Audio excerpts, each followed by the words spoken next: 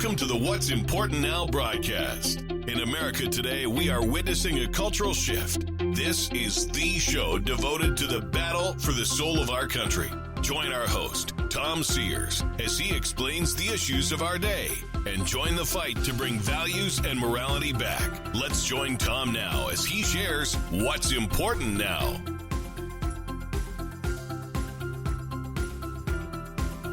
And welcome inside the program. I'm Tom Sears. Thanks for being here with us. We are, in fact, battling for the soul of this country. It's not just a cliche. It is not just a motto. It is reality.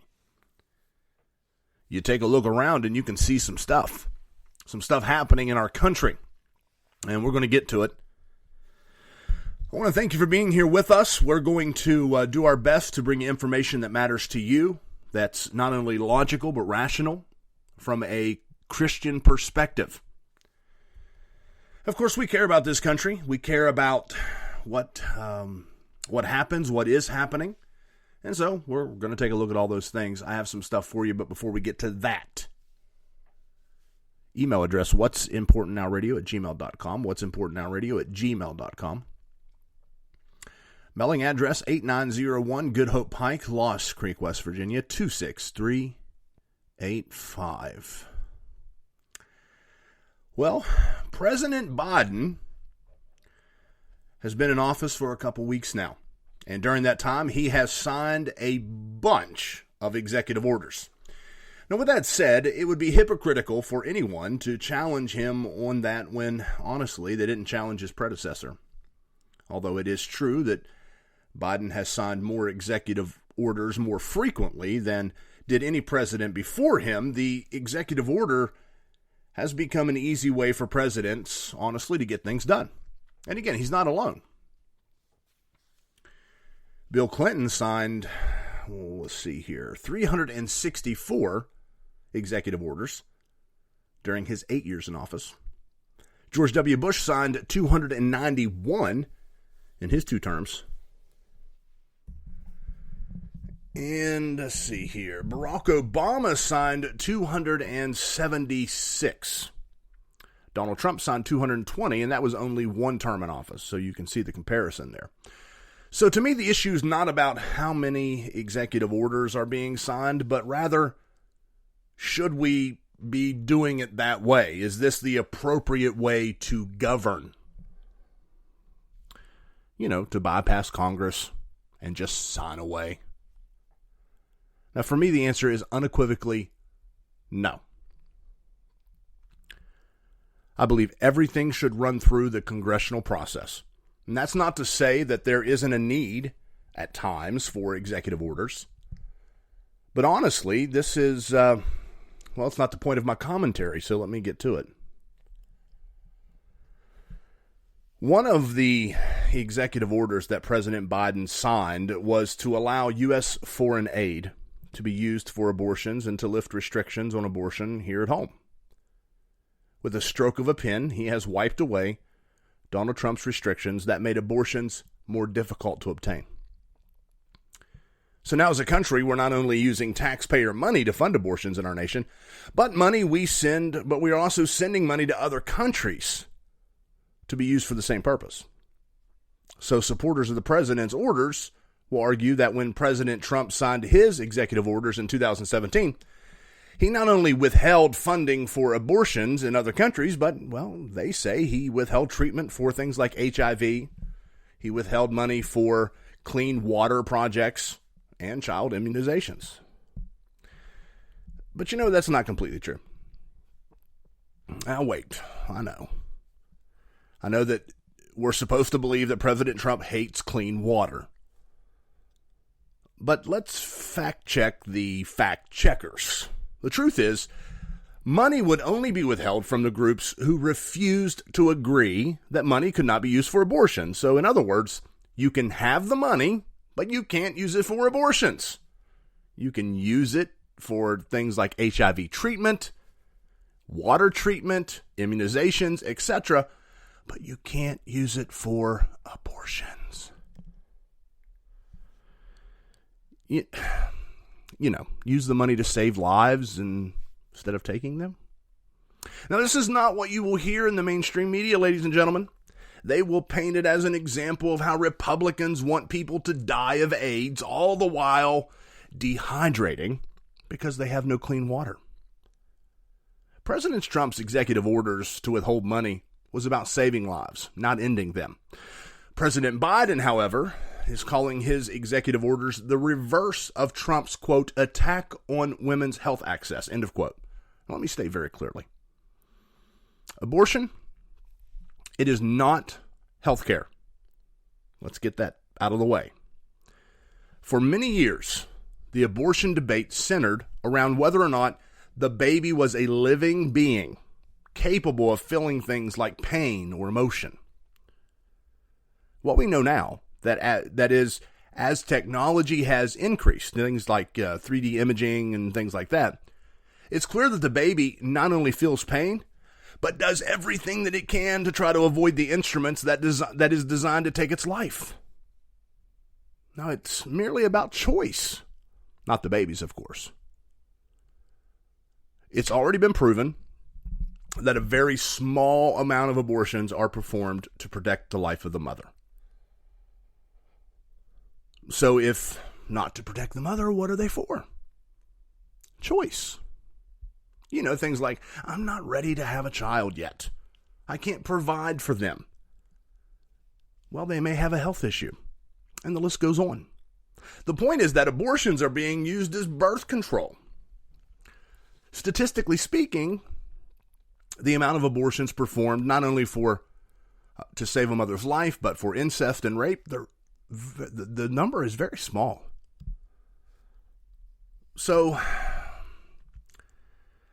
for all the government funding that has been poured into providing to teach children sex education,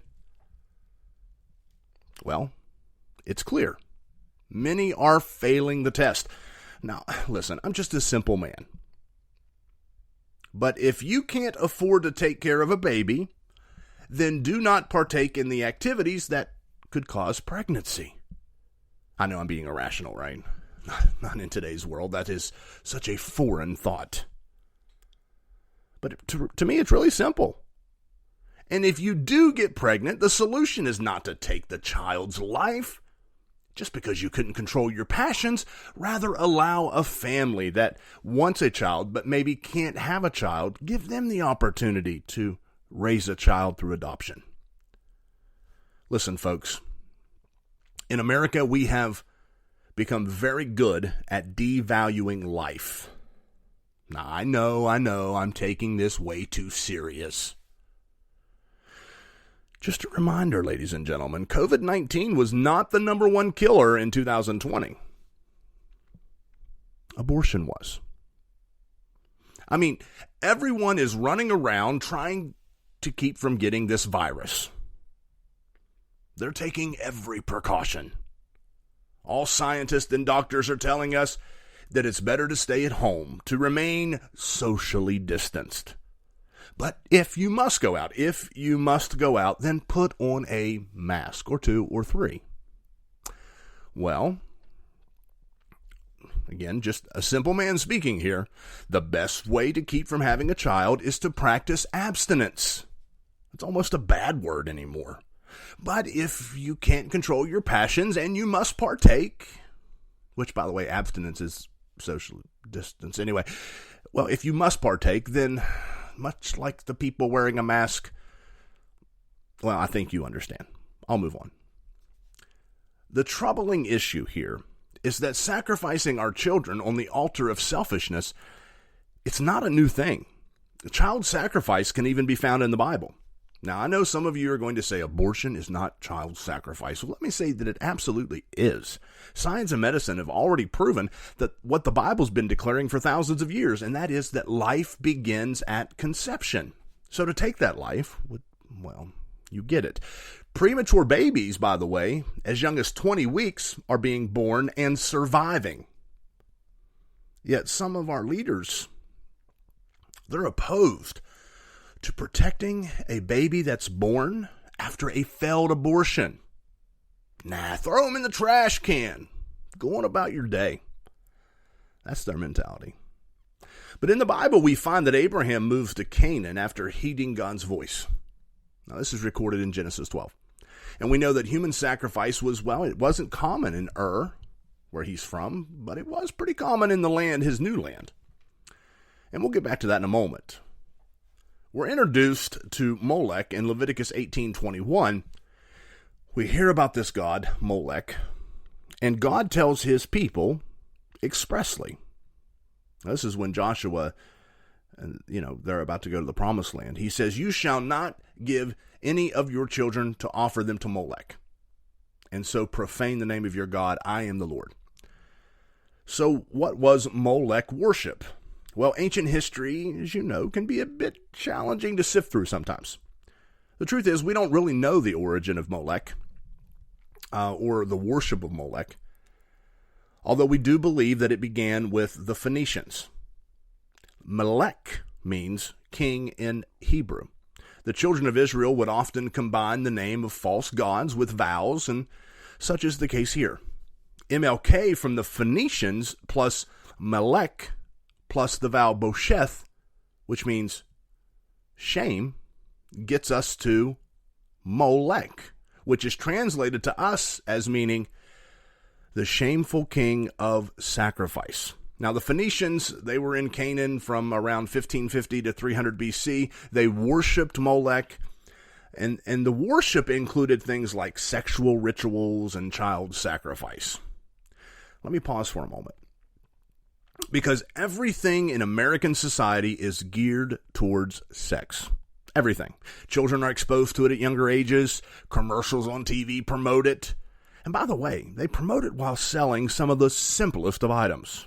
Really no purpose for it whatsoever. It's everywhere. It could be argued that America is practicing some of its own rituals. Regardless, we know that all of this is exposing our country, exposing our children, and it's changing us, hands down. But Molech worship included child sacrifice known as passing children through the fire. We know that the firstborn was often sacrificed by placing the child on the outstretched arms of a statue or placing them in the hole of the abdomen of the statue. A fire was lit and the child was burned alive. By sacrificing their firstborn, they believed that Molech would then give them financial prosperity and, well, future children. Ladies and gentlemen, many abortions today are performed because the mother has decided that the baby will bring a financial hardship. Thus, the child is sacrificed to the god of self. Quit calling it a medical procedure. You don't get to call it a medical procedure when abortion is seldom done to save the mother. Statistically, it seldom happens. For instance, one study conducted in Florida states that only 0.27% of abortions are to save the mother's life. Now, in that same study, the number one reason that women obtained an abortion, they were given a form, had to fill it out. The number one reason was, quote, no reason. End of quote. That accounted for 75% of abortions. Now, again, this is after having the form and having the opportunity to check things off like rape, fetal abnormality, women's health threatened by pregnancy, women's psychological health threatened by pregnancy was also on there. And you could click social or economic hardships. But rather, 75% said no reason.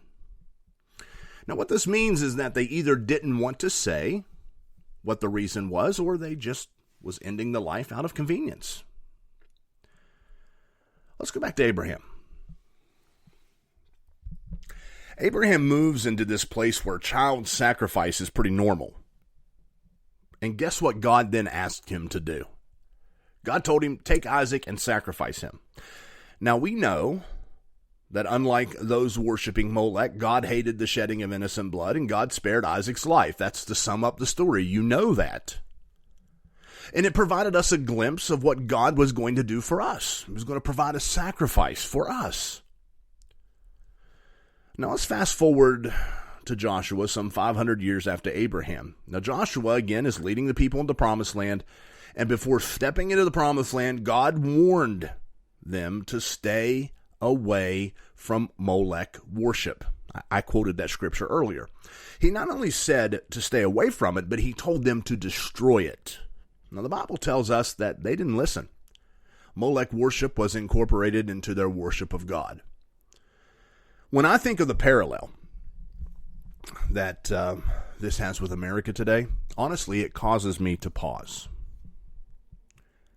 Abortion is mostly mainstream now. Fewer and fewer people are disgusted by it. More and more people approve of it. And fewer look at it as a moral issue. Let's be honest. Church-going folk sit in churches every single week worshiping God while supporting abortion. Now, our president currently is one of those individuals. Why? The truth is, the reason why people don't look at it as a big deal anymore is because as a public, we have been fighting this issue, and the ammunition of the other side is to lie, to tell things that aren't true. That's fact. And it's been told so well, the lies have been told so well and promoted to the masses that people believe it. Now, I don't have time. I've done it previously, and at some point I'll do it again, but I don't have time to break down the origins of the abortion movement in America. And by the way, the world. But just an overview, Margaret Sanger, the founder of Planned Parenthood, she was a racist. And yet she admired and was admired by Adolf Hitler. They had correspondence. I should give you a hint as to what's happening here. But America's been duped. Scientists, doctors have come out and lied to us for many, many years. And we've believed it. And by the way, speaking of America, we were, notice the word were, the light of the world. We were the city on the hill shining bright. If America's policies said it was wrong, a lot of the rest of the world followed that. If we said it was right, well, the world followed it. What we're saying to the world now is it's not only, again, thinking of President Biden's executive order. It's not only okay to kill your children, but here's some money to do it. Ladies and gentlemen, God will not turn his head from this. We can live in our pipe dreams. Let me just get this off my chest. We can live in our pipe dreams thinking and saying things like, well, America has evangelized the world. God won't judge us. He'll honor us. And we can say he's going to honor us for what we've done for the world. But listen, read your Bible. His own people turned and trouble came. The same thing is happening in America. There will always be a wage for sin. The payday's coming. So cut me out of your escapism, your unbiblical mumbo-jumbo, because we are witnessing evil in this nation, and there is no doubt we are going to pay a price for it, period. Now, when we look back to God's word, we see that Solomon, the wise king, was pulled into false worship. We can read about that in 2 Kings, specifically chapter 23, verse 10. Molech worship was a mainstay really until the Babylonian captivity. The spreading or the dispersing of the children of Israel, it seemed to purge the world of Molech worship. And then enter the United States of America. No, we don't have a big statue with a burning fire. We don't have ritualistic, extravagant festivals. But rather, what we do have is we have those who took the Hippocratic Oath. The one that states first, do no harm. They're the ones performing these acts. And you and I, well, we're forced to help pay for them. Listen, all the confusion, all the distress, all the bickering, all the fighting that you see happening in Washington today is a direct result of sin.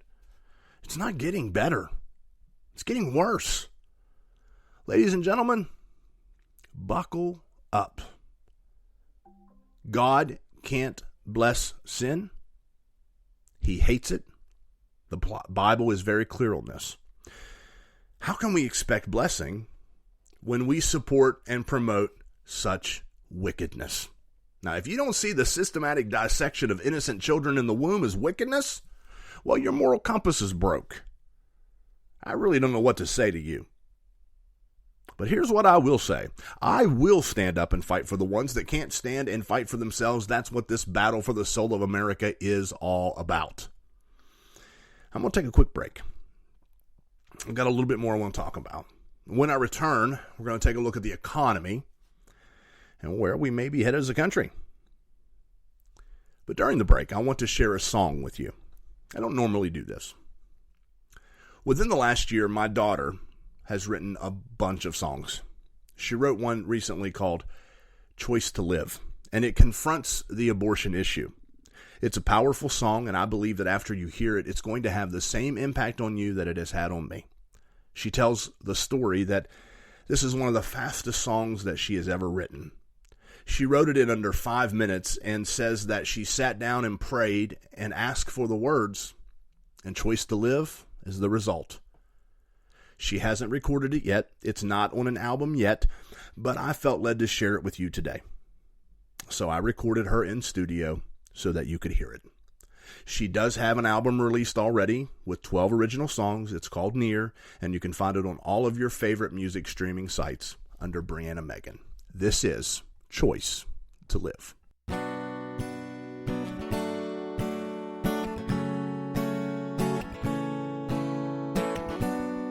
So quick, gone so fast, I have left in an instant. The safest place becomes my dangerous place, and I feel like I'm drowning. Come rescue me, my silent scream you can't hear. What could I have done so wrong to live in fear? And I know it's hard for you right now, but can you think of me? Just so small and on my own. Can you please listen to me? I want my choice to live so I can be free. I know I've got a lot to give. Can you please just let me speak?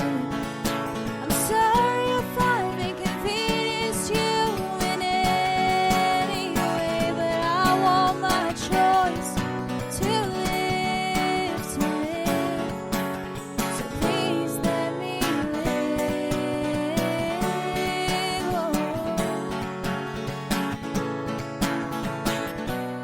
Torn apart, broken heart, I'm crying, can you see? I don't know how we ended here, but now I can't breathe. I tried to flee, but I couldn't leave, and now I'm gone. I want my choice to live so I can be free. I know I've got a lot to give.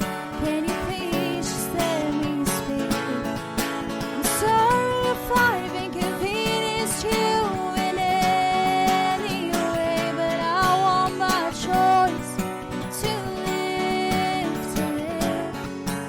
so please let me live. I know I could do great things if I were given a chance. So right now, heed my voice and try to understand. I want my choice to live so I can be free. I know I've got a lot to give. Can you please just let me speak? I'm sorry if I've inconvenienced you in any way, but I want my choice to live.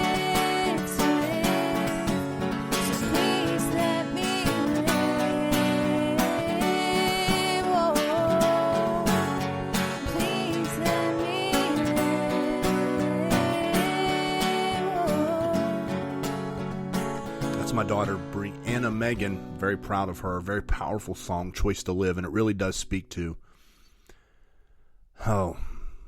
it speaks to so much. The first time I heard it, I just was like, wow.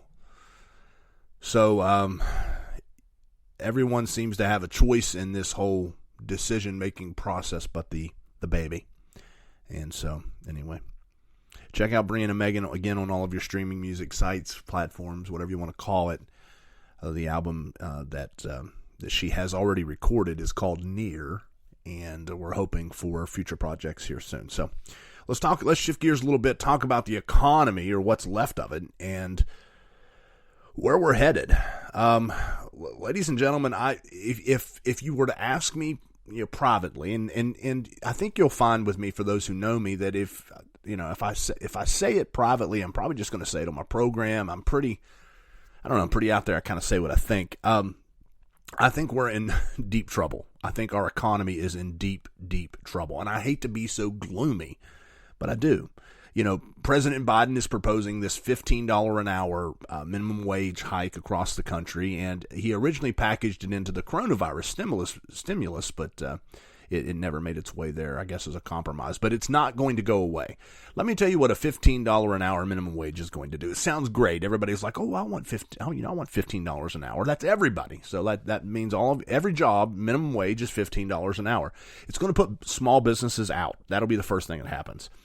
Everybody that's saying, well, I'd love to make $15 an hour, they're probably going to end up in the unemployment line, because businesses are just not going to be able to maintain this. Furthermore, prices are going to go through the roof, because there's just no other way to compensate for it. They're going to pass it on to the customer. It's much like the Obamacare debacle that was rolled out, and you had to give health care for, if they worked so many hours. And so what happened? People started getting laid off, or they started cutting hours to compensate so they can, survive that mentality. But anyway, it's a dangerous game to play. Add that with, getting rid of all this debt for college students and spending all this money now, sending it around the world instead of here at home. And there's just so many things. We're headed for trouble. Yeah, and I thought it was telling that President Biden stepped out this past week and said, listen, we're headed for trouble in the economy. He's projecting it. He's predicting it. Of course, the blame is going to go to President Trump, but President Trump's not the one that shut down the Keystone Pipeline and put people out of work. And, well, the list goes on, doesn't it? But the economy's in trouble. I think that we, the church, better get ready. We better buckle up. We better pray. We better get close to God. And I feel very confident in saying that, because people are going to need us, and we're going to need God. I believe that. Well, I'm out of time. I hope you've enjoyed today's program. I cannot stress the importance of making sure you're subscribed on one of our podcast platforms, because I'm going to drop stuff that's never going to make it to FM radio. So if you're listening on FM, make sure you go right now, iTunes, Google Podcasts, whatever, wherever, Spreaker, Podpoint, go to one of them. We're on all of them, and subscribe. That way that you're up to date on what's happening with what's important now. All right, as always, I want to encourage you to fight the good fight of faith, to contend for the faith. There is a cause. It does matter, and it is important now.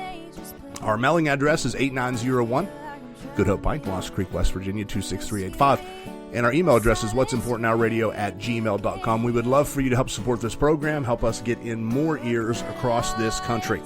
I think it's really important. We are battling for the soul of America. Will you join us? Well, I'm Tom Sears. This has been What's Important Now. May God bless you. May He keep you. Until next time, take care.